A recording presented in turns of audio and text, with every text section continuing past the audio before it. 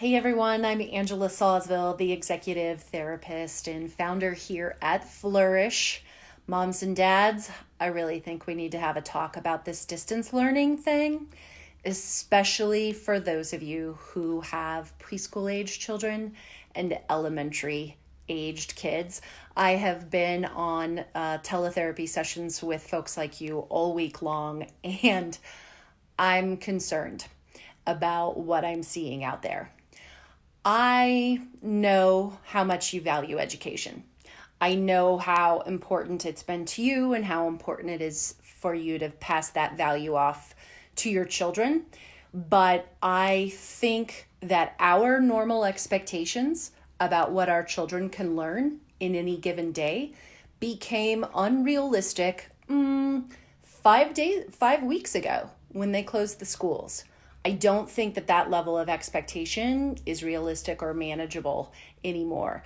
And I think that we need to step back and reevaluate. Because when we come out on the other end of this pandemic, what are we really going to remember? And what's going to matter most to us?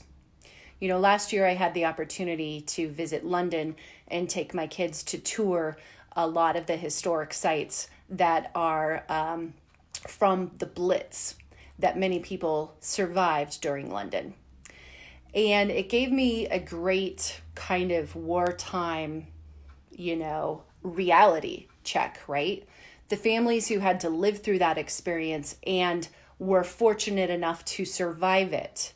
I'm pretty sure that none of those parents on the back end gave themselves guilt trips for having to pull their children out of school.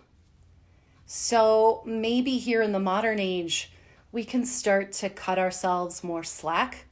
And I'm going to make a bold suggestion that we lower our expectations around online schooling. Now, I know that our school age kids, they need to be engaged in something and they need to be occupied, right? They feel really good when they're industrious, when they can create a worksheet and show it to you. They feel good about themselves. However, I'm concerned about all of the working parents out there who simply do not have enough hours in the day to execute that themselves on top of holding down their jobs. And I know the schools have the best of intentions and that they too are put in a really difficult situation that they've never had the opportunity to finesse before. So I know they have the best of intentions with what's being sent home, but so many of you have reported to me that what's being sent home is just far more than what you can keep up with. So I've had the benefit of sending my kids through Expeditionary philosophy of schooling for the last 13, 14 years. And I want to share a philosophy that expeditionary learning holds in case it alleviates some of the pressure. So they believe that there are 4 different types of learning that happens. There is planned learning. And planned learning sometimes happens in a classroom setting. But it can also happen outside of the classroom setting. So for those of you who are stressed out that you're not doing enough planned learning in a classroom style approach with your kids, what if you cut yourself some slack for the planned learning that they're likely gaining outside of that format?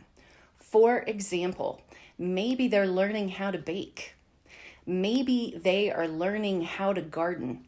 And all of those activities outside of the classroom are enriching their young little minds. Secondly, there's also unplanned forms of learning.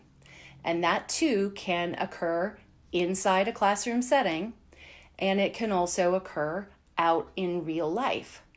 So what if what your child is really learning right now is what resilience looks like? What if on a daily basis they are practicing flexibility? Maybe they're in the process of becoming more patient with their sibling because they've never had to spend this many hours with them before. You see where I'm going with this. I believe that our children are still learning a lot during the stay-at-home orders. And I want to encourage you to prioritize your relationships inside of the family and what you might need to do to insulate and protect your level of patience, your level of stress with your kiddos and with your partner if you have one, is you may need to lower the expectations that you're putting on yourself or that the schools are putting on you about exactly how much distance learning you can manage in any given day, in any given week.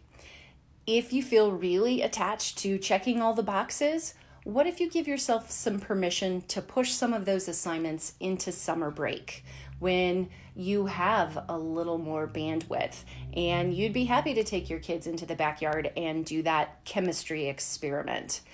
Just try to start thinking outside the box.